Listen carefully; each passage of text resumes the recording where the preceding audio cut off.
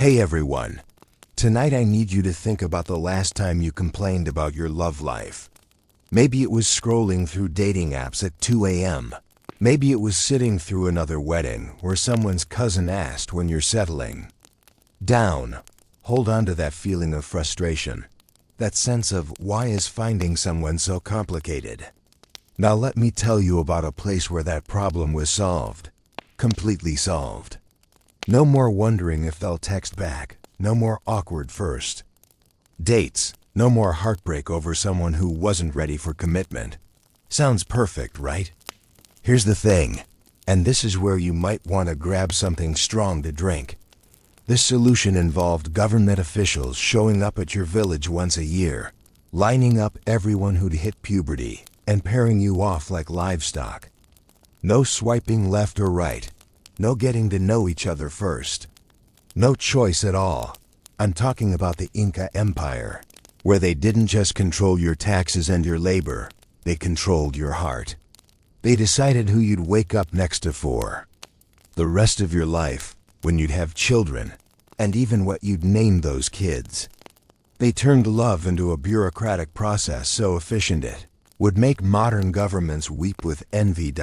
So drop a comment and let me know where you're tuning in from and what time it is where you are. Maybe dim the lights and settle in, because tonight we're going somewhere that'll make your worst breakup look like a fairy tale ending.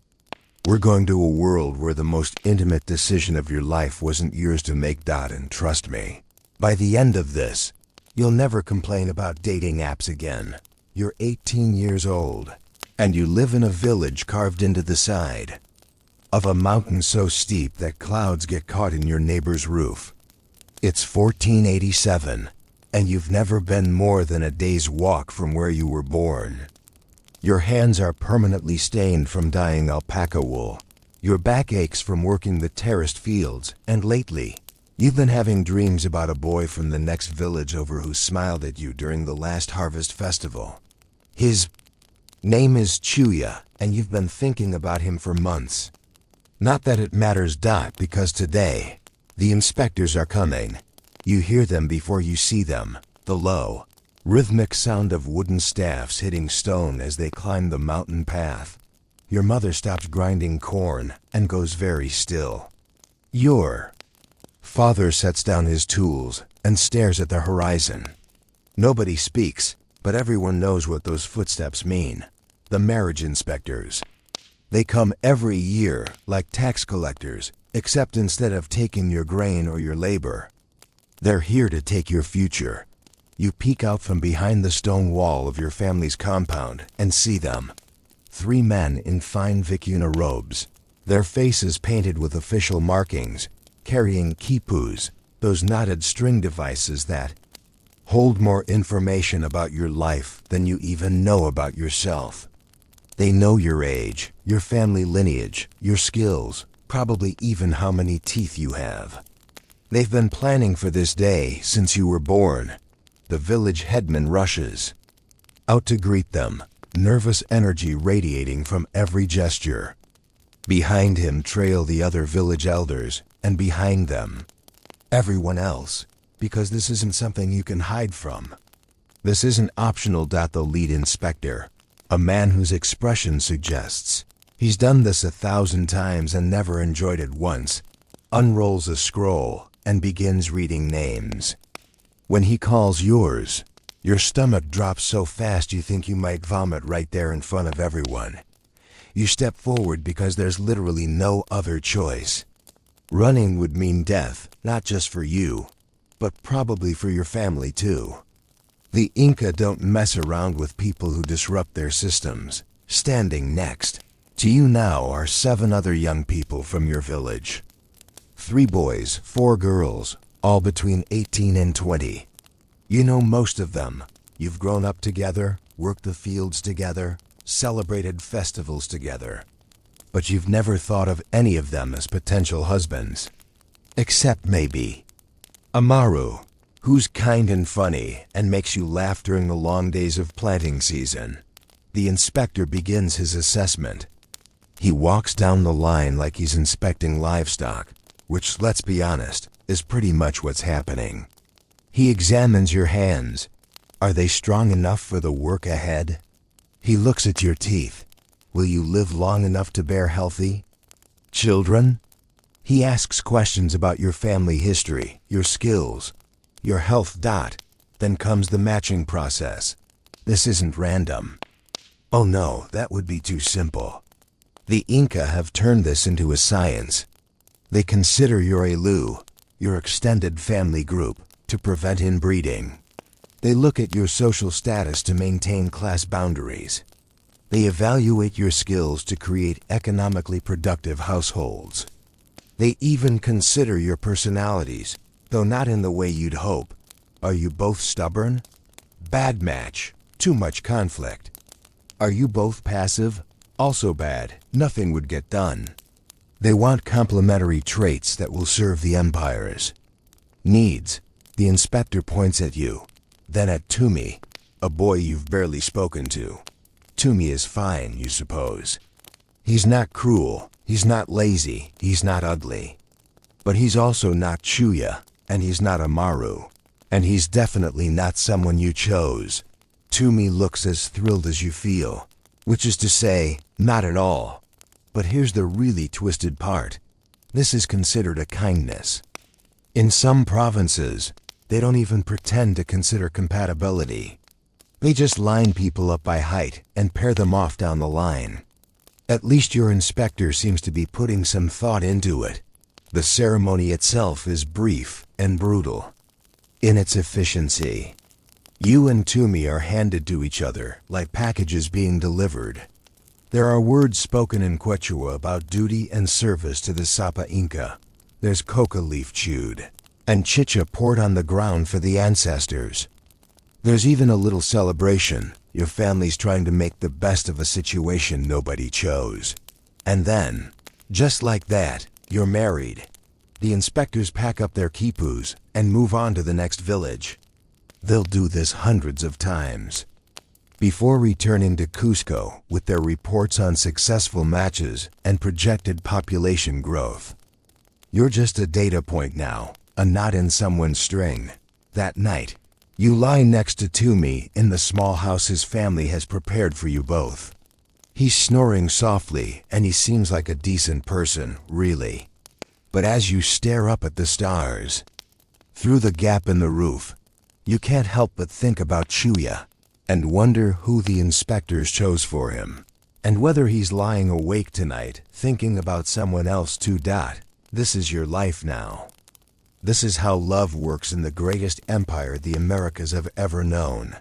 Now, before you start thinking the Inca were just heartless monsters playing with people's lives for fun, let me tell you something that'll make this whole thing even more unsettling.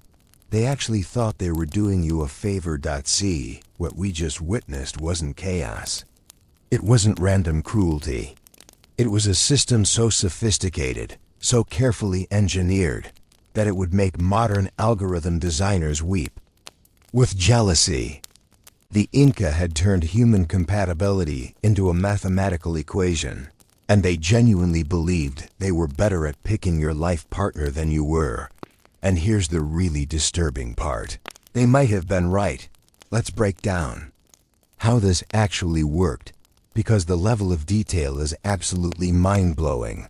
Those quipus the inspectors carried, they weren't just record-keeping devices. They were databases. Imagine if Facebook, 23andMe, and Match.com had a baby, except instead of trying to sell you targeted ads, they were trying to optimize the genetic and economic future of an entire civilization, every person in the empire. And we're talking about 12 million people at its peak had what we'd essentially call a profile. Your Quipu entry included your age, obviously, but also your elu membership, which was way more complex than just family. Your elu was your extended kinship group, sometimes numbering in the hundreds, and it determined not just who you were related to, but your social obligations, your work assignments, your religious duties, and crucially, your genetic compatibility pool. The Inca had figured out something that took European royalty centuries of disastrous inbreeding to learn. You can't just marry within your immediate family group and expect healthy children. So they had these elaborate charts, encoded in knots and colors, that tracked bloodlines going back generations. They knew exactly how closely related you were to every other person in your region. But it gets weirder. They didn't just avoid genetic problems. They actively tried to create genetic advantages. If your family line produced particularly strong workers, they'd try to match you with someone from a line known for intelligence. If your Ailu was known for artistic skill, they might pair you with someone whose family produced excellent administrators. They were essentially trying to breed better citizens, and the social engineering aspect was just as calculated. The empire was divided into strict social classes: the Panica, royal families; the Curakas, regional nobility; skilled artisans, farmers; and at the bottom, the Yanakona, servants. Generally, you married within your class, but there were strategic exceptions. Sometimes they'd promote promising individuals by marrying them slightly above their station. A particularly skilled farmer's daughter might be matched with a minor administrator's son. This served two purposes. It gave people hope that the system could work for them, and it brought fresh genetic material into the upper classes while ensuring the promoted families remained loyal to the system that elevated them. The regional variations were fascinating too. In areas recently conquered by the Inca, they deliberately arranged marriages between local populations and ethnic Inca settlers. This wasn't just cultural integration, it was biological integration. Within a generation or two, the conquered territory would be literally related to the empire by blood. Try starting a rebellion when your cousins are on the other side. But here's where it gets really sophisticated. They even considered personality compatibility, just not in the way you'd want them to. The inspectors were trained to identify psychological types. They'd look for complementary traits that would create stable, productive households. Was the woman naturally dominant and organized? Match her with a man who was more passive and detail-oriented. Was the man hot-tempered and impulsive? Pair him with someone calm and patient who could manage him. They wanted marriages that would function smoothly as economic and social units, not necessarily marriages that would make people happy. The age requirements were standardized across the empire. Women at 18, men at 24. This wasn't arbitrary. 18 was considered the optimal age for women to begin bearing children while minimizing mortality risk. 24 gave men time to complete their mandatory labor service and establish basic adult competencies before taking on family responsibilities. And they tracked everything. Every marriage, every birth, every death was recorded in the Quipu system. They could tell you the fertility rates of different family combinations, the survival rates of children from various matches, even which personality pairings produced the most productive workers. Modern genetics counselors would recognize some of these principles. The Inca were accidentally practicing rudimentary eugenics, trying to maximize favorable traits while minimizing harmful ones. The difference is, they were doing it on a continental scale, and nobody got to opt out. The record keeping was so detailed that they could predict demographic trends decades in advance. They knew exactly how many new workers would be available in 20 years, how many soldiers, how many artisans. Marriage wasn't just about creating families. It was about manufacturing the empire's future population according to exact specifications. But perhaps the most chilling aspect was how they handled exceptions. What if someone was born with a disability? What if they showed signs of mental illness? What if they were just fundamentally incompatible with anyone in their age group? The system had answers for all of these scenarios, and none of them involved personal choice or happiness. People with disabilities were often assigned to religious service instead of marriage. Those with mental health issues might be paired with particularly stable patient partners who could manage them. And if you were truly unmatchable, well, there were always the coca fields that needed tending, work that could be done alone. The Inca had created a system that was simultaneously brutal and brilliant, oppressive and efficient. They'd solved the problem of romantic uncertainty by eliminating romance entirely. They'd reduced human compatibility to a series of variables that could be calculated, optimized, and controlled. And the most terrifying part? It worked. The empire's population grew steadily, social unrest was minimal, and economic productivity was consistently high. They'd created a society where divorce was almost unknown, not because people were happy, but because the system was designed to create functional partnerships rather than passionate ones. From their perspective, they'd perfected human relationships. From ours, well, that's a different story entirely. But here's the thing about human nature. It's stubborn. You can create the most perfect system in the world. You can reduce love to mathematics and compatibility to spreadsheets, but you can't actually stop people from feeling things. And sometimes, against all odds, people assigned to each other by imperial bureaucrats actually fell in love. I know, it sounds impossible. How do you fall in love with someone you never chose? Someone handed to you like a work assignment. But it happened more often than you'd think, and when it did, it created something beautiful and strange and utterly subversive within the empire's rigid framework. Take the story recorded in a Spanish chronicle about a couple from near Lake Titicaca. She was chosen for him because her family produced excellent weavers, and his produced skilled metalworkers, a good economic match. On their wedding night, both were terrified. Practically strangers who'd barely spoken before being declared husband and wife. But they were both night owls, apparently. While the rest of the village slept, they'd sit outside their little house and talk. First about practical things, how to organize their household, what crops to plant. Then about bigger things, their fears, their dreams, stories their grandparents had told them. Within a year, they were finishing each other's sentences. Within 2, they were genuinely devoted to each other. The Spanish chronicler noted this with bewilderment. How could people assigned to each other develop what he called true affection? He didn't understand what anyone who's been in a long relationship knows. Love isn't just about choosing someone. Sometimes it's about choosing to love someone over and over again, until it becomes as natural as breathing. And the Empire, weirdly enough, encouraged this. Not love exactly, but partnership, contentment, compatibility. They had festivals designed to help new couples bond, rituals that forced them to work together, ceremonies that celebrated successful matches. The wedding celebrations themselves were fascinating glimpses into how the Inca tried to manufacture intimacy. These weren't the somber, bureaucratic affairs you might expect.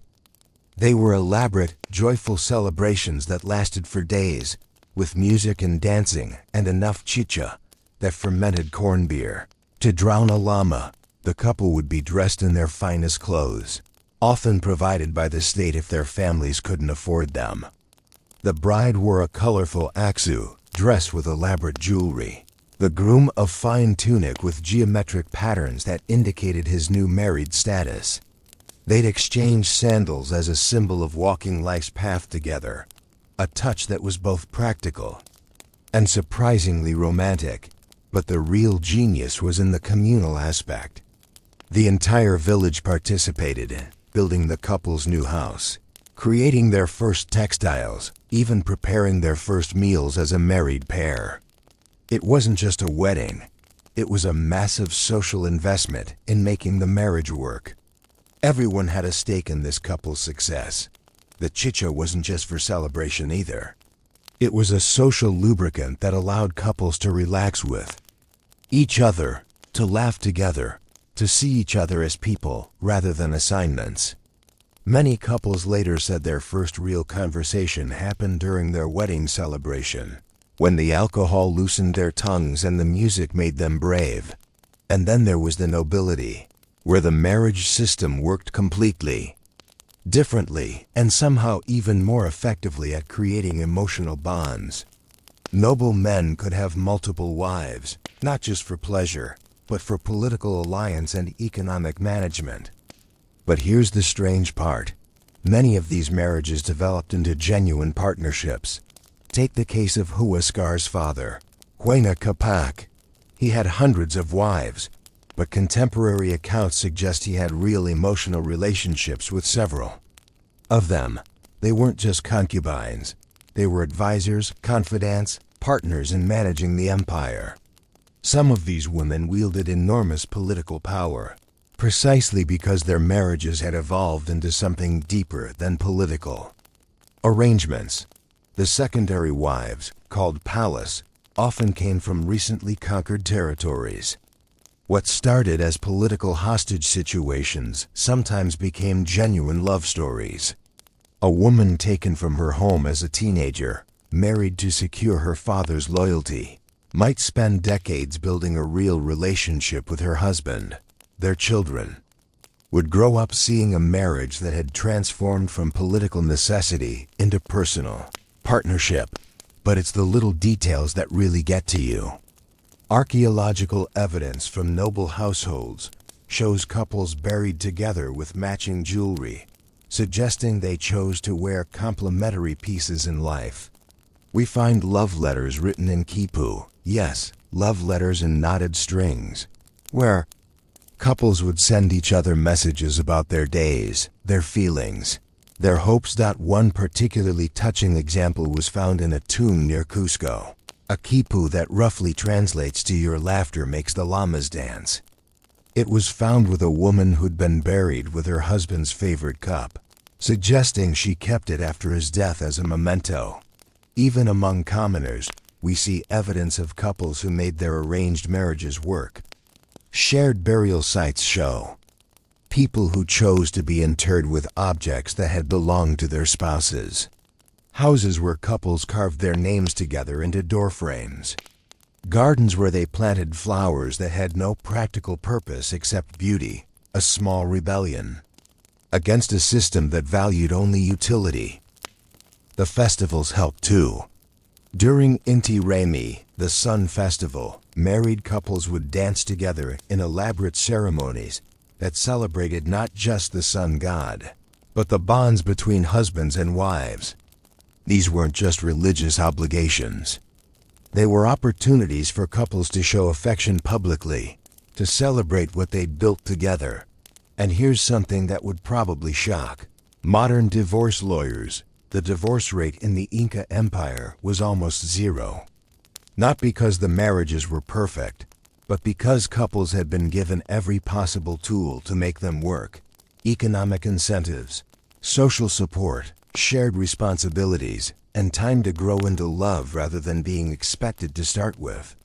Yet the empire had accidentally discovered something that modern relationship researchers are just beginning to understand. Sometimes the best relationships aren't built on instant chemistry, but on compatibility, mutual respect, and the daily choice to build something together. Love didn't conquer the empire, but sometimes quietly and against all odds, it found a way to bloom within it. But let's not get too romantic about this whole thing, because for every couple that found love within the system, there were dozens who looked at their assigned spouse and thought, absolutely not. And some of them, the brave ones, the desperate ones, the ones who valued love more than life, actually did something about it. Rebellion in the Inca Empire was a risky business under the best circumstances. Rebelling against the marriage system? That was practically suicide. But people did it anyway, because apparently the human heart is more stubborn than the most efficient. Imperial bureaucracy in history. The most common form of resistance was simply running away. You'd think this would be impossible in a society where everyone knew everyone and movement was strictly controlled, but people are resourceful when they're desperate. Young couples would flee to the high mountains, to remote valleys, to the edges of the empire where imperial control was weakest. There's a documented case from the 1470s of a young woman named Chuya. Yes, the same name as the boy from our first chapter. It was a popular name meaning clear or pure, who was supposed to marry a man 30 years her senior, a widowed administrator from a neighboring province. The night before the marriage ceremony, she disappeared. But here's the twist: she didn't run away alone. She fled with her assigned husband's own son from his first marriage, a young man barely older than herself. They'd met during the pre-wedding negotiations, and according to the Spanish chronicler who recorded this story decades later, fell instantly and completely in love. They made it almost to the edge of the empire before they were caught. The punishment was swift and brutal. They were both thrown from a cliff as an example to others. But their story became legend, whispered from village to village as proof that some things were worth dying for. The empire's response to runaways was calculated to be terrifying. They didn't just punish the couple, they punished their families, their villages, sometimes entire regions. If you ran away from an arranged marriage, you weren't just risking your own life, you were potentially condemning dozens of innocent people. This wasn't accidental, it was social engineering designed to make resistance unthinkable. But some people had allies. There were networks, informal, dangerous, but real, of people who helped couples escape. Sometimes it was sympathetic relatives who'd remember their own arranged marriages with bitterness. Sometimes it was regional administrators who'd grown tired of enforcing a system they'd never believed in. Sometimes it was priests of local deities who saw the empire's marriage controls as an affront to more ancient traditions. These networks operated in the shadows, passing information through seemingly innocent conversations, hiding fugitive couples in remote mountain sanctuaries dedicated to local gods, providing food and supplies for dangerous journeys to the empire's edges.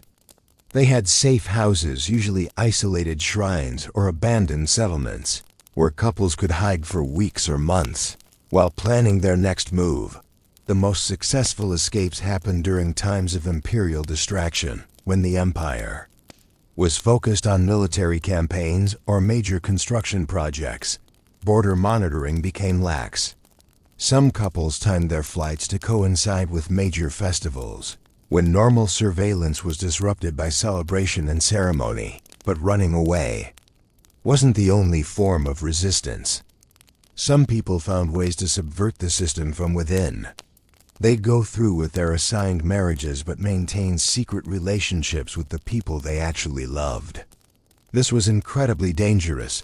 Adultery was punishable by death. But it happened more often than imperial records suggest. Archaeological evidence hints at these hidden relationships. We find burial sites where people were interred with jewelry or objects that didn't belong to their official spouses. We find houses with secret chambers or hidden passages that suggest clandestine meetings. We find Quipu records that, when decoded, contain what appear to be coded messages between lovers who weren't supposed to exist. One of the most poignant examples was discovered in a tomb near Ollantaytambo. A woman buried with her official husband, but also with a small jade figurine, carved in the likeness of a different man entirely. Chemical analysis of the jade showed it came from a region hundreds of miles away, suggesting a love affair that spanned vast distances and probably years of secret communication. The empire tried to prevent these relationships through constant surveillance and community pressure. Villages were organized so that everyone was watching everyone else. Suspicious behavior was reported up the chain of command. Unexpected pregnancies were investigated. Even private conversations between people who weren't married to each other could arouse suspicion, but people found ways around even this. They developed elaborate codes for communicating romantic feelings. They used religious festivals as cover for secret meetings. They exploited the Empire's own systems, like the road networks designed for official travel, to maintain forbiddance. Relationships across great distances. Some of the most dramatic resistance came from the nobility, where the stakes were highest, and the surveillance most intense. There are records of royal women who refused their assigned marriages so dramatically that they became political incidents. Princess Coriaclo allegedly declared she would rather marry the Condors than accept her designated husband, a diplomatic slight that nearly caused a war between rival factions. The most successful rebels were often those who could present their resistance as religious rather than personal. If you could frame your refusal to marry as devotion to a particular deity, you might avoid execution and end up in religious service instead. It wasn't freedom, exactly, but it was better than a marriage you couldn't bear. When the Spanish arrived in the 1530s, they inadvertently became allies to some of these rebels. The chaos of conquest created opportunities for people to escape the marriage system entirely. Some couples fled to Spanish-controlled territories where different rules applied. Others used the confusion to simply disappear, creating new identities. In the ruins of the old empire, ironically, Spanish colonial marriage law, despite being shaped by Catholic doctrine that many modern people would find restrictive, actually gave individuals more choice than the Inca system had. You could refuse a marriage if you had reasonable objections. You could petition for annulment under certain circumstances. You could even, in extreme cases, choose religious life over marriage entirely. Some Inca who'd spent years in secret rebellion found themselves suddenly, unexpectedly free to marry whom they chose. Spanish records from the 1540s document hundreds of these delayed love matches, couples who'd waited years or decades for the chance to be together legally. But the most touching stories are the ones that never made it into any official records. The couples who died trying to escape. The lovers who spent their entire lives meeting in secret. The people who chose solitude rather than accept partnerships they couldn't bear. These weren't just romantic rebels. They were people who insisted that their hearts belonged to them, not to the empire. In a system designed to control every aspect of human reproduction and partnership, they claimed the revolutionary right to choose their own intimate lives. Most of them paid for that choice with their lives. But some of them, against all odds, actually won. Now, here's where this whole system gets really dark. Because controlling who you married was just the beginning. The Inca didn't just want to manage your love life, they wanted to manage what came from it. Your children weren't really yours. They belonged to the empire from the moment they drew their first breath. Think about that for a second. You've been assigned a spouse you may or may not love, forced into a marriage that serves the state's purposes rather than your own. And now the children born from that union are considered imperial property to be shaped, moved, and used as the empire sees fit. The control started before birth. Pregnant women were monitored by state officials who tracked their health, their diet, their activities. This wasn't prenatal care as we'd understand it. This was quality control. The empire had invested resources in your marriage, and they wanted to ensure a good return on that investment. When your child was born, they were immediately categorized and recorded in the Quipu system. Not just their name and parentage, but their apparent health, their physical characteristics, even early assessments of their temperament. Within days of birth, your baby had an imperial file that would follow them for their entire life. But the real separation began around age 5. When children started formal education in the ALU schools. And I use the word education loosely here because what they were really receiving was indoctrination. They learned to read Quipu, yes, but more importantly, they learned that their primary loyalty was to the Sapa Inca, not to their parents. Children were taught that their families were just temporary caretakers. Their real father was the emperor. Their real mother was Mama Aklo, the moon goddess. They learned songs praising imperial ancestors, memorized genealogies of royal bloodlines, practiced rituals that reinforced their place in the imperial hierarchy. The most promising children, the ones who showed intelligence, leadership ability, or special skills, were identified early and marked for removal from their families. This happened gradually, so parents couldn't pinpoint exactly when they lost their child. But by adolescence, these kids were essentially property of the state. The system was called Yanakanazgo, and it was horrifyingly efficient. If your child showed aptitude for mathematics, they might be sent to Cusco for advanced Quipu training. If they displayed artistic talent, they could be assigned to craft workshops hundreds of miles from home.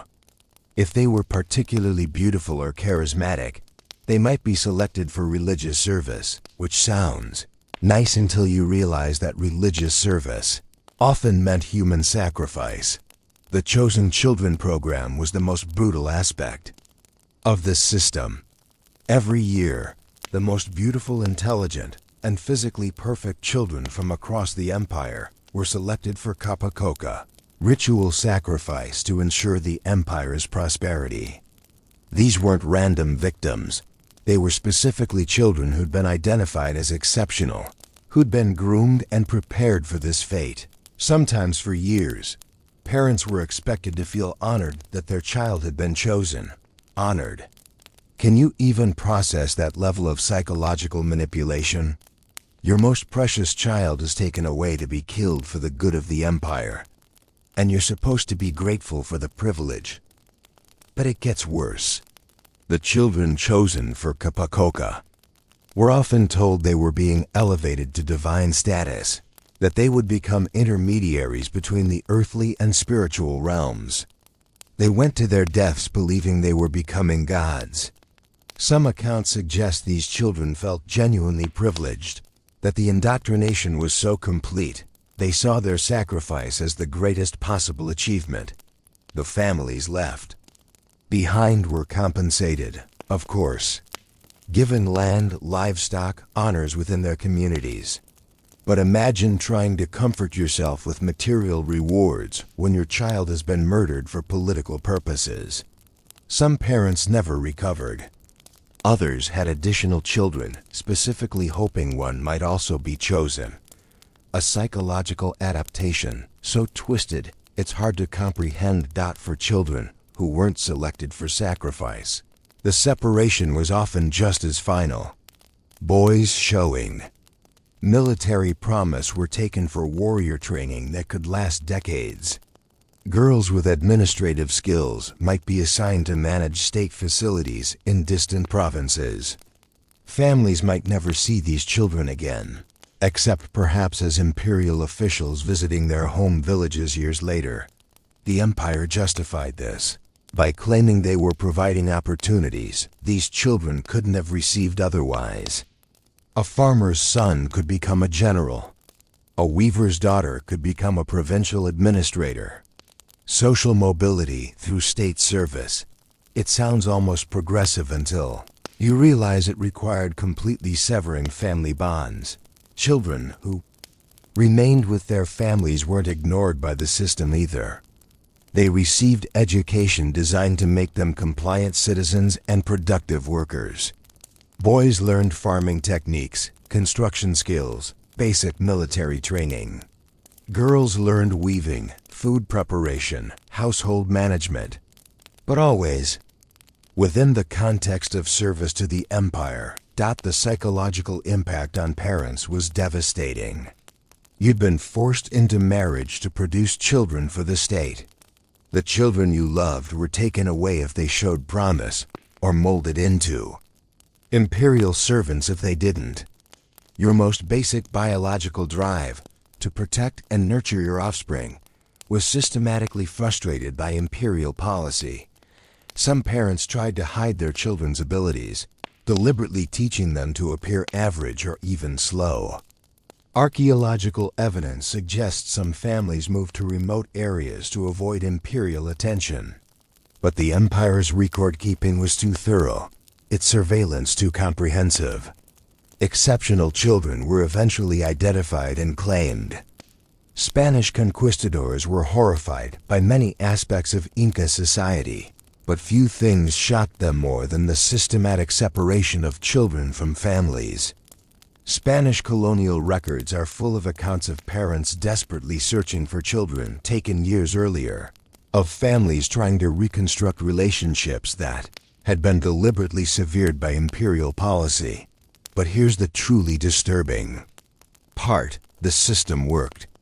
Children raised in imperial service were intensely loyal to the empire. They'd been psychologically conditioned from early childhood to see the state as their true family, the emperor as their real father.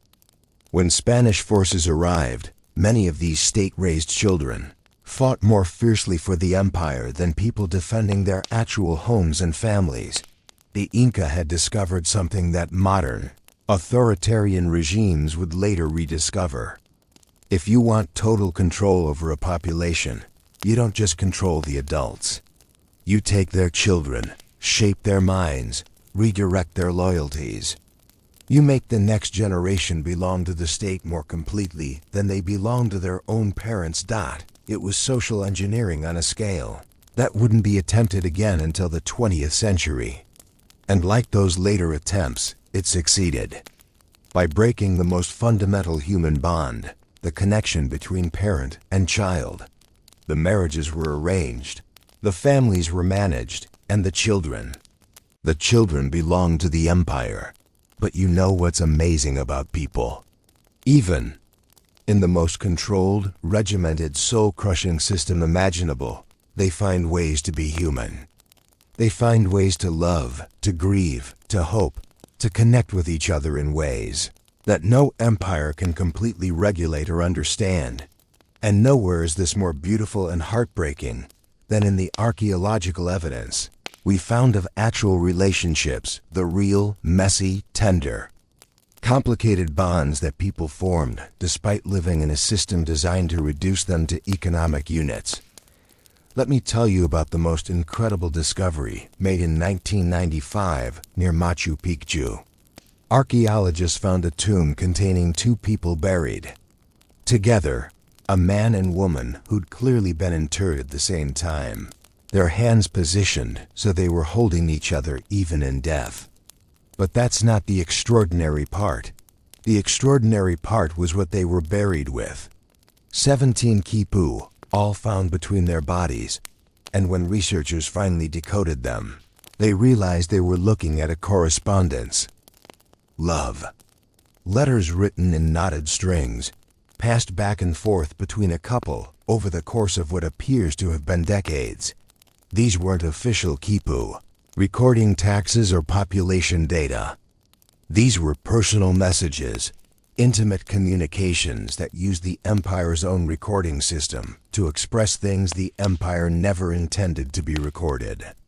One roughly translates to, "When the rains come, I think of the first time you held my hand."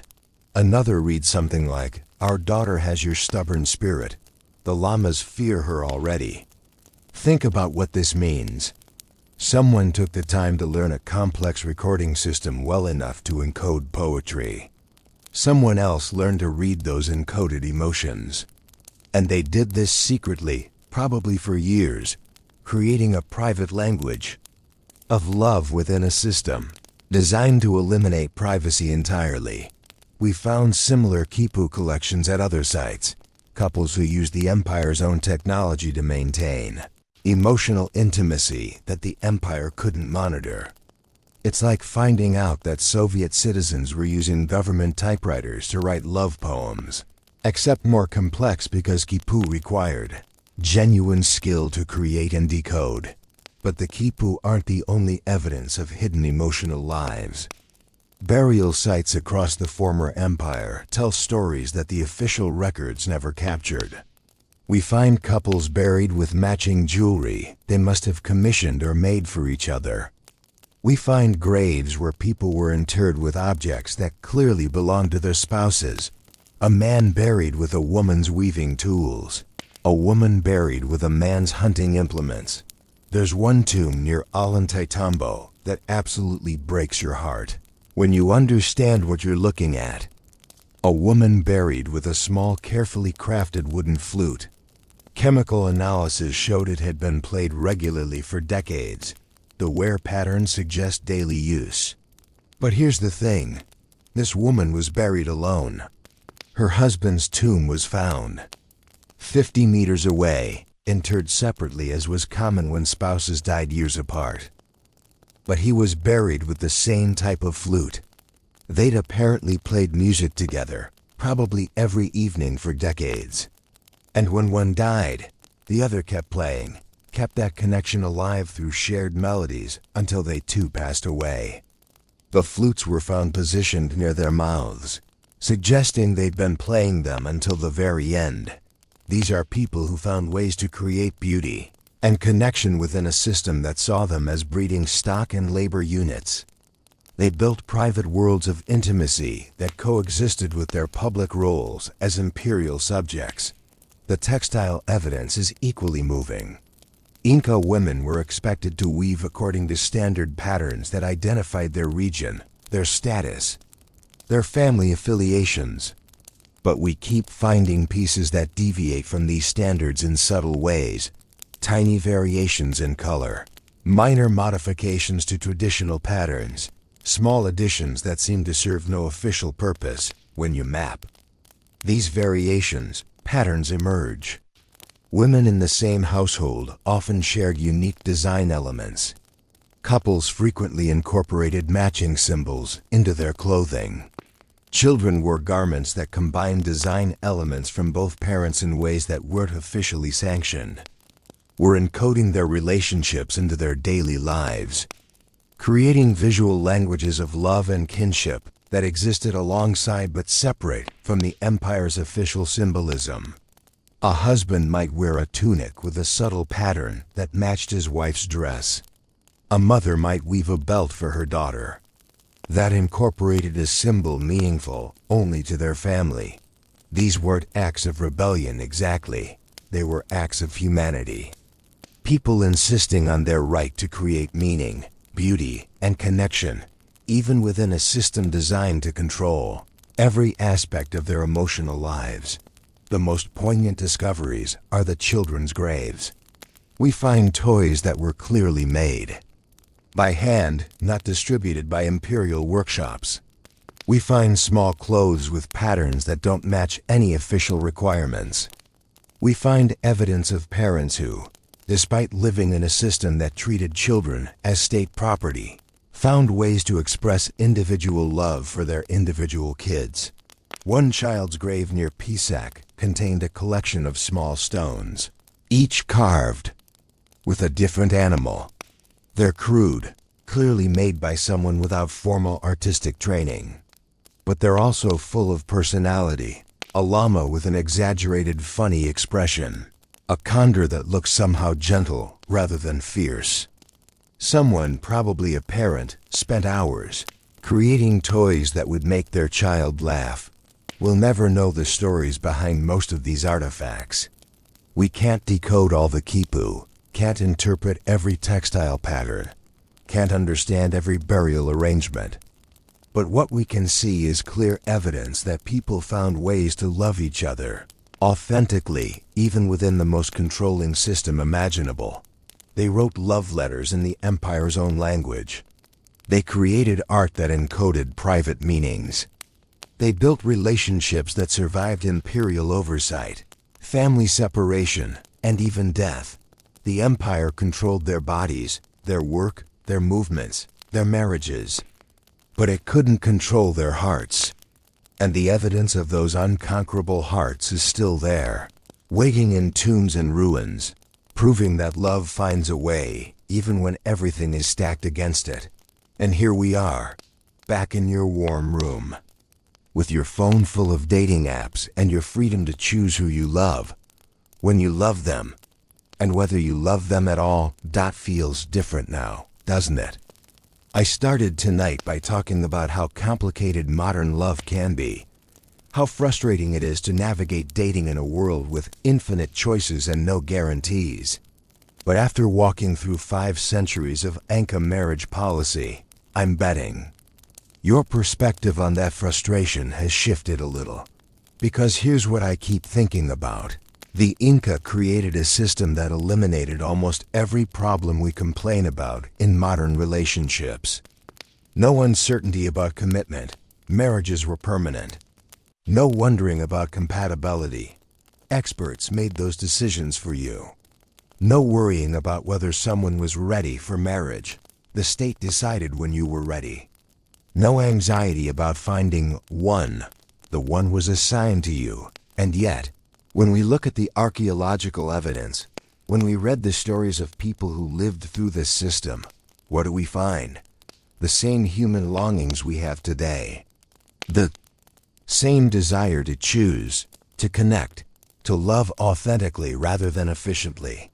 Those Quipu love letters weren't written because the system was working. They were written because it wasn't, at least not for the human heart. People found ways to create real intimacy within arranged marriages, but they also found ways to rebel, to resist, to insist on their right to feel what they felt. The Empire thought it had solved love by turning it into logistics. But love, it turns out, isn't a logistical problem. It's not something that can be optimized or assigned or controlled, no matter how sophisticated your system becomes. So maybe the next time you're frustrated with dating apps or annoyed by someone who's not ready for commitment or overwhelmed by the freedom to choose your own romantic destiny, remember the couple who spent decades encoding their feelings in knotted strings. Remember the teenagers who died rather than accept marriages they couldn't bear. Remember the parents who carved silly animals for children the state claimed belonged to everyone but them.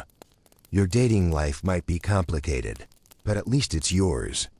Your choices might be overwhelming, but at least you get to make them. Your heart might get broken, but at least it's your heart to break. Drop a comment and let me know what struck you most about this story. And if you genuinely enjoyed spending this time together, exploring one of history's most fascinating and terrifying social experiments, maybe hit that like button and subscribe for more late-night journeys into the beautiful, brutal complexity of being human. Until next time, love who you choose to love. It's a privilege people died for.